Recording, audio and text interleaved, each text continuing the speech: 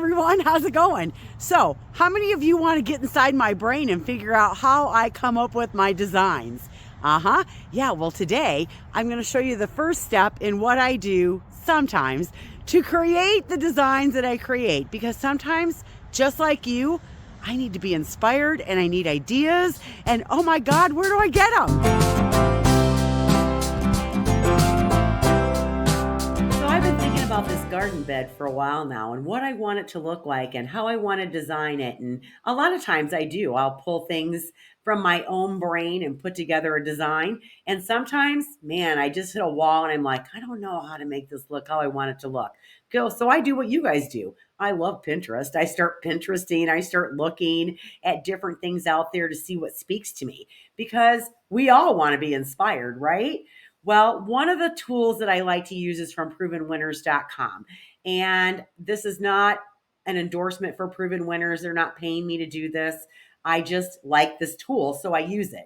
And for those of you that don't know, I do own a garden center and I am a Proven Winner certified garden center. So we put these combinations together in the store to sell. So I know they do well and I know that they solve problems. But what it is if you go to provenwinners.com and you click on garden, I think it says garden ideas, and scroll down the page to where it says Easyscapes. That will take you to a page of perennial combination ideas that will really spark a lot of ideas. Not only that, but they solve problems, whether it's I have clay soil or hot sun or wet, soggy things, or I have deer pressure or rabbit pressure. They've put together these little groupings that you can use to plant just as they are, or in combination of maybe other things that you're putting together. So that's what I did. And that's what I'm going to share with you today. I chose two that are called No Thank You Deer. And just because they say no thank you deer, I do want to qualify that just because it says it's deer resistant doesn't mean that that guarantees that deer won't eat it. It basically just means that they don't really like that item or that plant. They'll steer away from it. Doesn't mean that they won't eat it. If they've had a really hard winter and they're starving, they'll pretty much eat anything. Or they've adapted because of what is available to eat and they'll eat that instead. So just know that based on where you live and what's going on and what kind of deer you have, we hope that they're deer resistant. Now, the other reason I chose these two was because they also solve a couple problems for me. They will grow in the heavy clay and they'll grow in the full sun and they're drought tolerant. So I chose both of these and I'm going to use them to incorporate into the design that I do in that big long border, which you aren't going to see today, but if you stay tuned in a couple weeks, that will come out and you'll see me incorporate these two items into the design. But I thought I'd show you the two that I picked out and just how it will get your brain going. And go check out the website. You'll get lots of ideas. All right, let's take a look at it. I have chosen two Easyscape little vignettes from the site that we just talked about that I'm going to incorporate into my own design that I'm going to do for the mixed border outside. I loved what I saw, and I think sometimes you can get inspiration from other places. Well, that's why I do videos for you guys, to give you inspiration. But there are so many places out there where you can get that from. But I also know people are specifically looking for, how do I plant it? What do I put together where? That's why I love being able to point you to a resource that might help you. So what I'm going to do is I'm going to talk about these two that I've chosen to add to my border, and stay tuned because I'm going to do the full design for you guys to see, incorporating both of these. But first, I thought I'd show you the two little ones that I chose. I think I like Veronica so much because I've had so much success with it. It was probably one of the first flowers that I grew that was different than the normal flower that I would normally go and grab when I was a beginner gardener. And I had great success with it. So I just kind of fell in love with it.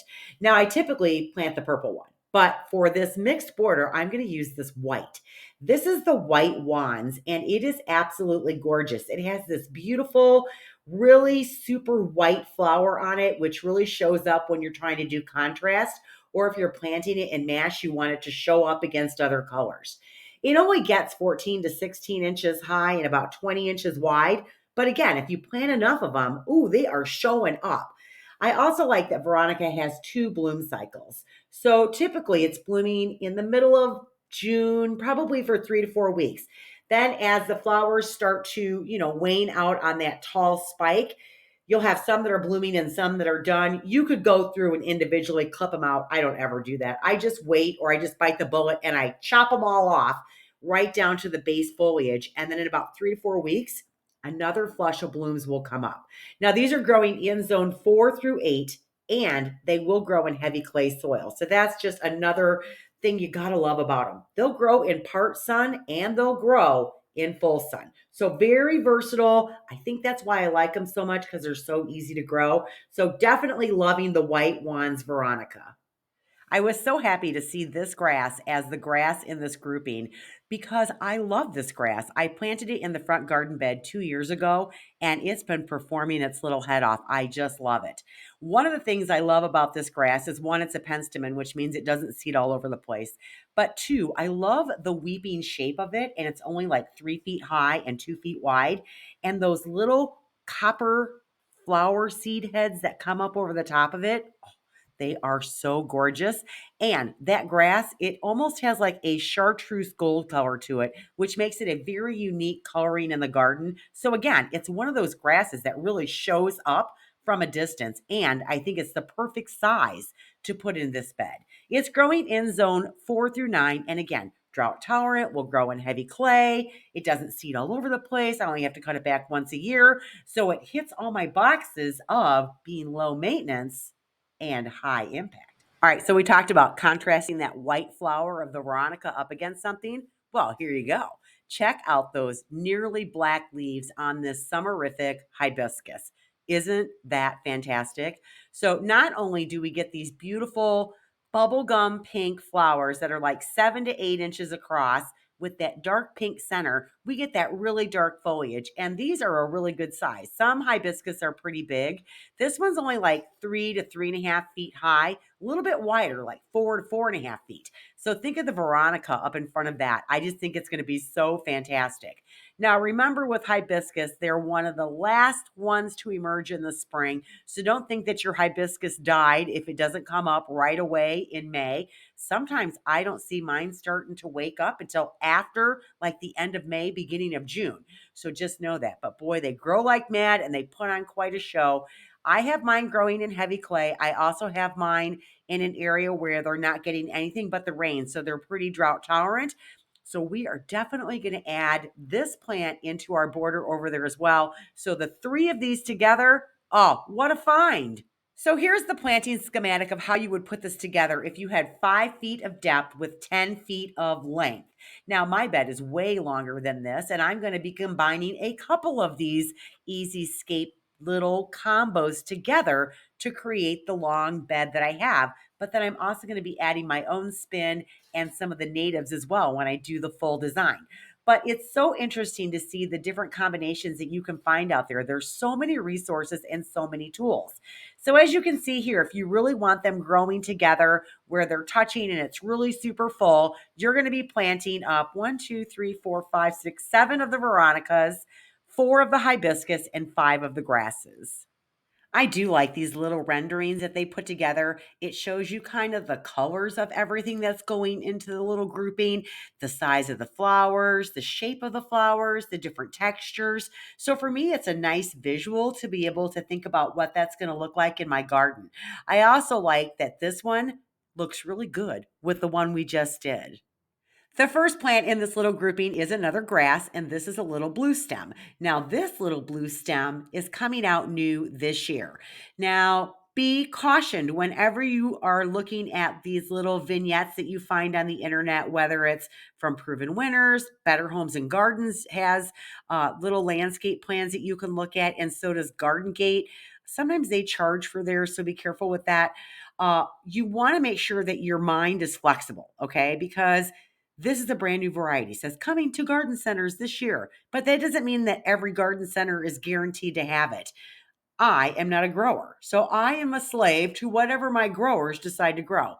And if they decide, nope, we're not doing that new variety until we see how it's going to do on the market, and then maybe we'll bring it on board. If there's enough interest, then guess what? I can't get it. So I always have to either request it if it's something that I see that I think I really want to have, to see if my growers will go get it. Sometimes they will, sometimes they won't. So I'm kind of like going, all right, well, if I can't get that, what do I do? Well, that's where you have to be flexible and go, okay, well, there are other little blue stems out there that I could sub. Might not be this exact one, but I can find one that I could use in its place. So don't get so caught up in the exact cultivar on any of these designs that you see that you're not flexible in what you do. Now, this is a great little grass, and if I can get my hands on it, I'm going to get some. But if I can't, I'm going to pivot. All right, so if you want this one and you can find it, it's actually called brush strokes. Let me read the description to you because it's pretty awesome. So this guy's going to get 2 feet, 8 inches high by about 22 inches wide. It's growing in zone 3 through 9. And no, I've never grown it, so I'm going to read the description. All right. Like bristles on a paintbrush, the stems of brush strokes stand vertical, bend gracefully with the wind, and then return to their upright position. Powder blue stems take after their namesake before turning wine red in early fall. I mean, wow, I want that if I can find it, but if I can't, I'm going to sub.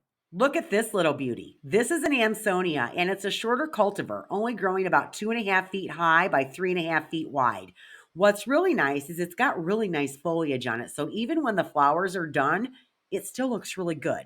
So when it emerges in the spring, it's got a dark green stalk on it, and then it's got like an olive green colored leaf, and then that leaf has a silver vein running through it. It's absolutely beautiful. But then look at those little star-shaped flowers, just hundreds of them, just cover the top of this plant, growing in zone 4 through 9. I really love the blue of this. I really love the size of this. Of course, the little vignette that I found that I liked has got 2 plants in it that are brand new to garden centers this year. So again, I have no idea if I can find this cultivar or not. This one here in this picture is called Riptide, and it's a Stokes aster. Now, I don't have a lot of experience growing Stokes asters. It's not one I normally gravitate towards, but I'm willing to try it and see if I like it and add it to my garden bed. Now, if I can find this cultivar, I definitely will add it to the bed. But if not, man, I'll sub in a heartbeat. But to find this one, it's only like 24 inches high and about 3 feet wide. So a little wider than taller. It's supposed to be drought tolerant. It's supposed to be deer resistant, and it's supposed to be able to grow in heavy clay. So, wow, if I can find it, man, I'm adding it. The last plant in this grouping is one that I am familiar with. I do have it already growing in my garden, and that's a Jacob's ladder called Heaven Sent. It's growing in zone 3 through 7, has a really good cold tolerance, and it really does look like this picture. At least what I've got growing in my garden does. Those leaves have those multicolored hues going on, and they're absolutely gorgeous, even when the flowers aren't done. And for a Jacob's ladder, which is normally a very delicate looking plant in the garden, this one actually has a little bit of bulk to it. And I love the flowers, how they come up above the foliage, and you do. They have this beautiful lavender blue color, and you get a lot of them. So when it's time for this thing to be planted, I want a lot of them so that they really show up in the garden. I think that this with the other three are going to look spectacular. So as you can see, I need a little bit more depth to put this one in, 7 feet. They do have it positioned so that the grass and the Amsonia are in the back, and then the aster and the pulmonium or the Jacob's ladder is in the front. Now, none of these plants are very tall, and I am planting this in front of arborvitaes that are going to get up to 15 feet tall. And if you didn't see my video on layering, go check that out, because one of the things that I'll have to do is I will have to plant something behind this so I don't have such a big gap between the top of the arborvitaes once they grow and how low these are to the ground. I need something to bridge that gap. But I think that these are going to be absolutely fabulous in the garden. And this is where I get to put my own spin on things. And don't forget, I am going to be adding natives to this bed as well. This bed is 45 feet long. This is only 12 feet, and the other one's only 10. So that's only 22 feet of 45 feet that I got to fill. But it's a start. So there's a little bit into the thinking of how I'm starting the design process for this mixed border bed. I do go on the internet and look for different ideas. I don't pull everything out of my brain. I pull a lot of it out of there, but I have to be inspired just like you guys. And I don't want you to think that just because you don't know where to start, that there aren't resources and tools out there for you to use to help you get that process started. So I think that this Easy Skate program that Proven Winners has put together is a great place to start. There are other ones out there that you can look at too. Better Homes and Gardens has different little plans that you can look at, and so does Garden Gate. So go check some of those out. So I will continue to work on this design. I will probably bring it together and probably show it to you within the next couple weeks. I want to put my own spin on things and add the natives to this and figure out just the perfect arrangement of how this is going to be visually appealing to me. Because even though you find something that you like on the internet, don't be afraid to put your own spin on it, and don't be afraid to sub things in and out that you love or things that speak to you. So that's all I've got for today's video. I hope you enjoyed it, and I hope that you got something to inspire you to create a bed or improve a bed that you already have in your own garden. Don't forget, Garden Gab is always the third Saturday of the month. We've got one coming up, and if you don't know what that is or you're new here, well, welcome, and I'm glad you made it to the end of the video. But Garden Gab is actually where we answer questions from the previous videos, and then we also share viewer submission pictures of your garden. And we are looking for winter inspiration right now. We are always looking for pictures of the month that we're actually in. So if you want in on that action, take a picture outside in your garden. Find something beautiful. Make it a landscape picture, which means you turn your phone the long ways. Send it to me at the email right here, which is always in the description below as well. And you can tell me who you are, what we're looking at, what zone you live in, and where you live. And then we'll share those during Garden Gab. Also, I am setting up garden tours for this summer. And if that's something that you'd like to be involved in and you'd like to have me come and tour your garden, and you live within 4 hours of where I live, and you live in Illinois, Lower Michigan, Indiana, Iowa, or Illinois, drop me a line, an email down below, and we'll chat and see if that's something that we can work out as well. So that's all I've got for today, you guys. Thanks so much for watching. Stay warm out there, and we'll see you in the next video. Bye, everyone.